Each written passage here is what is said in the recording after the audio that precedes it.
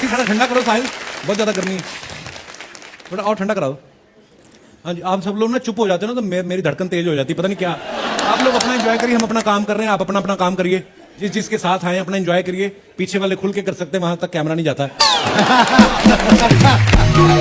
दोनों हमें किसी ने बताया कि आप पहले इंस्टाग्राम पे थी नहीं, वो दिलजीत पाजी ने आपको बोला कि इंस्टाग्राम पे आओ। नहीं, मैं थी पर मैं बहुत ज्यादा पोस्ट नहीं करती थी। अच्छा जी। तो उन्होंने मुझे बोला कि यूज इसके बहुत फायदे भी है, हम अपनी बेस्ट खुद ही पीआर कर सकते हैं, and you know how good he is on social media. और आप you can make money also ना ऑन सोशल मीडिया। हैं? अच्छा, तभी आप लगी रहती हो इंस्टाग्राम पे सारा दिन? हाँ, पर तो किसी और को कुछ लेने देता नहीं, इसलिए हमें इंस्टाग्राम पर जाना पड़ता है। हाँ, यहाँ पे कुछ नहीं मिलता है, बंगले बन गए मड आइलैंड में आपके। अच्छा, ये एक बात क्लैरिफाई कर दूं मैं आपको। बंगला लिया था मैंने 20 साल पहले, तो मैंने ये शो ज्वाइन किया 3 साल पहले। हाँ, तो वो तब किस्तें तो अभी चल रही है ना।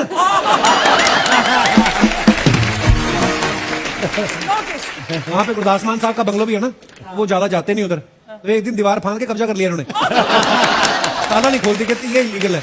इसमें क्या हटा के चली जाऊंगी मैं। एनीवे, अच्छा पल्ला साहब, मैं आपको बताऊं कॉमेडी तो कमाल की करते ही हैं। ये खुद प्रोफेसर रहे हैं यूनिवर्सिटी में बहुत देर तक, इनकी वाइफ जो है वो भी टीचर हैं, पिताजी भी इनके टीचर हैं। भाजी, आपके घर में जब बच्चा होता है स्टूडेंट भी बनता है कि सीधा टीचर ही आता है?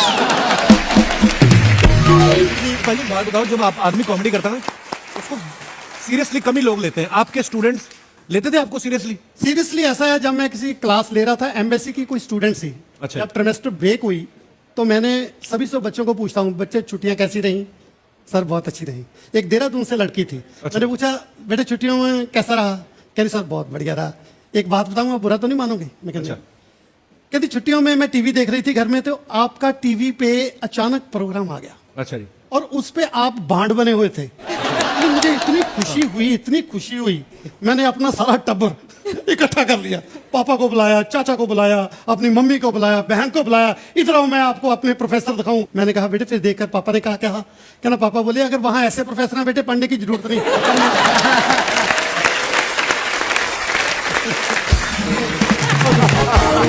भाजी का एक फेमस गाना है कॉकटेल फिल्म का, आप सबने सुना है, अंग्रेजी बीट पे। और ये गाने के पीछे की मैं आपको हिस्ट्री बताऊं, ये गाना इन्होंने कैफे में बैठे बैठे 2 घंटे में बना दिया था। पाजी कौन सी ऐसी ड्रिंक ऑर्डर की थी आपने, 2 घंटे में गाना बना दिया आपने? इज इट ट्रू पाजी? बिल्कुल, बना भी बहुत जल्दी। और मैं जेन्युइनली बताऊं कि कई बार गानों पे बहुत एफर्ट करते हैं, बहुत मेहनत करते हैं। ये गाना मैंने जेन्युइनली कभी डब भी नहीं किया। अच्छा। तो ये डमी था, मतलब वहाँ पे एक छोटा सा किसी के घर पे ही एक माइक सा रखा हुआ था। तो हनी वैंकूवर में था मेरे साथ, तो हनी कहता है कि पाजी ये बीट बहुत अच्छी है। तो मैंने एक राइटर को, इससे वीत बलजीत हमारे पंजाब के फेमस राइटर को बोला कि इस बीट पे कुछ लिख दो। तो उसने यही लिख दिया, मरजानी पौंदी भंगड़ा अंग्रेजी बीट पे। क्या बात है, बहुत बहुत बढ़िया। भाई वो जो अपनी एम्बेसी में जब वीजा लगवाने जाते हैं, कई बुजुर्गों को नहीं इंग्लिश नहीं आती होती, ट्रांसलेटर देते ना। वो एक माता वाला किस्सा था ना, जो जाना चाहती है अमेरिका बाहर, तो वो सुनाओ जरा थोड़ा सा। वो सही बात है अर्चना जी, हम लोग जब पहले जाते थे ना वीजा लेने, तो सामने इंटरव्यू करते थे आपको। अब तो प्रोसेस काफी चेंज हो गया उनका। वो हमारे गांव की एक बुजुर्ग लेडी, अब इंग्लिश आती नहीं है और पता भी नहीं है सामने से क्या पूछा जा रहा है। अब वो उसको सामने से पूछ रहा है, कहते कहाँ जाना चाहते हैं आप? हाँ? कहाँ जाना चाहते हैं? मरीके। अपना स्लैंग होता है अमेरिका को, है ना। मरीके।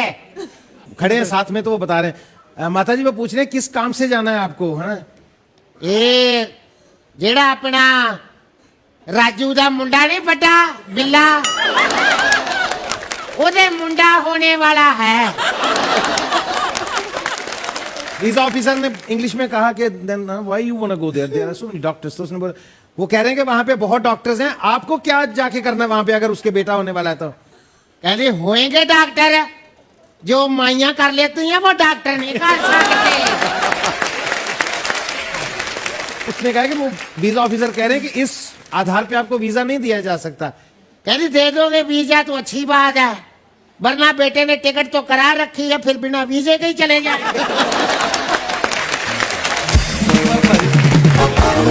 बीनू भाजी ना बहुत अच्छे भंगड़ा डांसर है एक्चुअली, उसके बाद ही एक्टिंग में आए। तो लोगों ने भाजी आपकी एक्टिंग देखी थी या भंगड़ा देख के बोला था कि नहीं आप एक्टिंग में जाओ? भंगड़ा देख के बोले, कहते इधर आ जाओ। तो सीरियस रोल बनते नहीं थे भाजी, कुछ होता ही नहीं था। तो ऐसा था, सब लोग जब हम लोगों ने एमए थिएटर एंड टेलीविजन की, तो सब लोग बोले कि वहाँ चलो, मुंबई मक्का मदीना है हमारे लिए, सब वहाँ जाओ जी। मुझे लगा वहाँ जाके क्या करेंगे, कुछ जान पहचान तो है नहीं है। तो आहिस्ता आहिस्ता वहाँ पे सीरियल वगैरह चलने लगे पाजी, थोड़ा थोड़ा सीरियल वगैरह चलने लगे। उसके बाद जैसे मैं बताता हूँ, पहली बार मुझे एक दिन के पूरे 750 रुपये मिले थे पाजी। हैं? 750 रुपया। किस चीज के? सीरियल के। अच्छा, कौन से साल की बात है? भाजी ये 99। काफी थी पेमेंट यार। हाँ जी,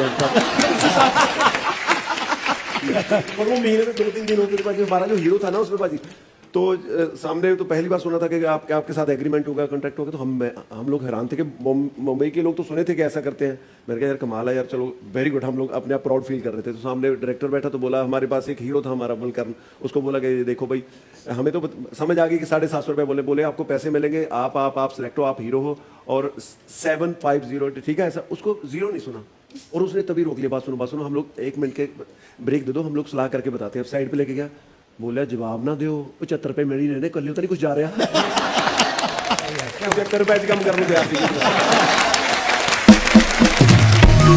बड़े कमाल के हैं नरेश जी, बड़े कमाल की स्टोरीज लिखते हैं। पाजी आपकी जितनी फिल्में मैंने देखा है, चंडीगढ़ अमृतसर चंडीगढ़ हो, उसमें गिप्पी पाजी हीरो हैं, हनीमून हो उसमें गिप्पी पाजी हीरो हैं। आप इनको हीरो सेलेक्ट करने के पैसे लेते हैं ये आपकी स्क्रिप्ट को सिलेक्ट करने के पैसे लेते हैं? क्या चक्कर क्या है? 2 बंदे लाइफ में ऐसे हैं, समीप पाजी और गिप्पी पाजी, जिन्होंने कैरी ऑन जट्टा बनाई जी, जिसकी वजह से आज सब हैं यहाँ पे। तो हम लोग प्रोफेशनल कम हैं, हम लोग दोस्त ज्यादा हैं सब, इसलिए शायद हम सब एक साथ हैं। वेरी गुड पाजी, बड़ी प्यारी गल की। पाजी मैं बताता हूँ, पहली फिल्म जब बनी थी कैरी ऑन जट्टा, तो हम लोग बहुत थोड़े पैसे लेते थे, पता ही नहीं था कि इतने बड़े आर्टिस्ट सब लोगों को जानने लगे कैसे। तो पाजी उसके बाद हम लोगों के पास काम आने लगा, तो पैसे ऑफर होने लगे, बोले कोई 10 लाख ले रहा है, कोई 5 लाख, बहुत बड़ी अमाउंट थी हमारे लिए। पाजी पहली कैरी ऑन जट्टा के बाद हम लोगों ने एक फिल्म की, उसमें समीप कंग थे, नरेश जी थे और मैं था। भाजी एक प्रोड्यूसर आया करता था वहाँ, प्रोड्यूसर बोला था कि मैं प्रोड्यूसर हूँ, साथ में गनमैन हुआ करते थे। तो बोला आप तीनों को साइन करना है। भाजी हम लोग कुर्सी लाओ थे, कॉफी लाए थे, थोड़ा पढ़ो। हर रोज बैठ के हमारे दूसरे सेट पे पाजी हमें देखता होता था, वेरी गुड, अच्छा कर रहे हो, वेरी गुड। साइन करके नहीं जाता था पर पाजी उसने पूरा 35 दिन की फिल्म हमारी ऐसे शूट होते हुए देखे। हम लोग बोले साइन करके नहीं जा रहा पाजी। तो हम लोगों ने देखा भाई ये ऐसा फ्रॉड लग रहा है, हमें भाई रहने दो। उसका अचानक एक दिन फोन आया, वो जलंधर से था। तो कोई भी बोलता था हमें जब आपको साइन करना है, कहीं भी चाहे लाहौर बोल दे पाकिस्तान, हम वहां भी चले जाते थे, कर लो साइन यार। तो उसने बोला कि जलंधर आ जाओ। तो हम तीनों ने गाड़ी उठाई, जलंधर चले गए जी। जलंधर जब देखा उसने 150-200 बंदा इकट्ठा किया, सबके साथ फोटो चल रही है पहले, ऐसे फ्रॉड है यार, ये नहीं करता। तो कहता नहीं साइन करके भेजेंगे आजकल। मैं कहा जी साइन ना किया इन्होंने, अपने आगे तो फिल्म नहीं करनी है भाजी की हो रहा साइन सून कर रहे, फोटो खिंची जा रहे हैं, समोसे खाई जा रहे हैं, सारे 10-10 20 फोटो हो गई साड़ियाँ, 700-800 जो फोटो हो गई भाजी। अचानक खबर आई, कहते 2 बंदे होर आ रहे थे, उन्होंने एक्सीडेंट हो गया, उन्होंने करी, रिलेटिव 2 बंदे और आ रहे थे। हाँ जी, हमें साइनिंग अमाउंट तो क्या मिलनी थी, और किसी का ब्लड, कहते उनको ब्लड चढ़ेगा भी, किसी का ब्लड मैच नहीं किया, हम तीनों का ब्लड मैच कर गया।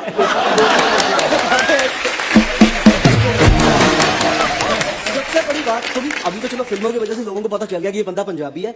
रिश्तेदार इनसे पूछ रहे हैं कि ये अंग्रेज को एड्स वेड्स तो नहीं है ना, इसका खून है। कॉमेडी करके कभी फंसे हो आप कहीं जगह? कभी होता है ना कि हम लोग की इंटेंशन किसी की नहीं रहती, किसी को भी, क्योंकि हमें हंसाना है लोगों को। कभी कभी होता है ना कि लोग गलत इंटरप्रेट कर लेते हैं। कर लेते हैं जी, कर ले, बहुत बार ऐसा होता है, कहते कुछ है समझ कुछ लेते हैं। भला साहब कहाँ, अमृतसर में की बात है? वो तो तब की बात है जब हालात पंजाब के बहुत खराब थे जी। उस वक्त रात को कर्फ्यू लग जाता था, ट्रेनें बंद हो जाती थी और बसें नहीं चलती थी, इतने पैसे भी नहीं होते थे कि कहाँ जाएं। तो ऐसे में अमृतसर में फंस गया। तो मैंने कहा भी रात कहाँ काटी जाए। तो मैंने सोचा भी इतना टीवी पे आते हो, फिल्में करते हो, सीरियल करते हो, कोई तो पहचानेगा, ये कब काम आएगा, इसी से जान पहचान बढ़ाओ। मैं किसी के घर में गया, दरवाज़ा खटखटाया, हाँ जी। मैंने कहा जी मैं टीवी पे आता हूँ। कहना हमने कब रोका है, आई जाओ। मैं कहा जी गल ये है कि मैं लुधियाना से आया हूँ, मेरे पास पैसे नहीं है, ना कोई रिश्तेदार है, मैंने रात काटनी है, अगर आप मुझे टीवी पे पहचानते हो तो मुझे एक कमरा दे दो, मैं कोने में सो जाऊँगा। ऐसे कैसे को आपको कमरा दे दें, आप अजनबी हो, हम आपको जानते नहीं है, ये बहू बेटियों का घर है, हम कैसे दे दें। उसने बोल दिया, मैं बाहर आ गया। किसी और का दरवाज़ा खटखटाया, फिर वो बाहर आया, हाँ जी। मैं कहा जी रात काटनी है, अगर आप मेरे को पहचानते हो तो मुझे को एक कमरा दे दो। ये बहू बेटियों का घर है, ऐसे कैसे अजनबी को कमरा दे दें, कोई और घर देखो। फिर मैं सोचूं भी मुझे तो वही कमरा देगा, घर देगा रहने के लिए जिसके घर बहू बेटियां ना हो। इतने शहर में कैसे पूछा जाए, देखा जाए कि इसके घर में बहू बेटियां नहीं है। फिर मैंने दूर देखा, एक फार्म हाउस जैसा था, छोटी सी लाइट जग रही थी, मैंने दरवाजा खटखटाया, एक पहलवान सा बाहर आया। पूछा हाँ क्या चाहिए तुमको? नहीं चाहिए तो कुछ नहीं, मैंने तो सिर्फ यही पूछना है आपके घर में बहू बेटियां हैं? आपने क्या करना है? मैंने कहा रात काटनी है।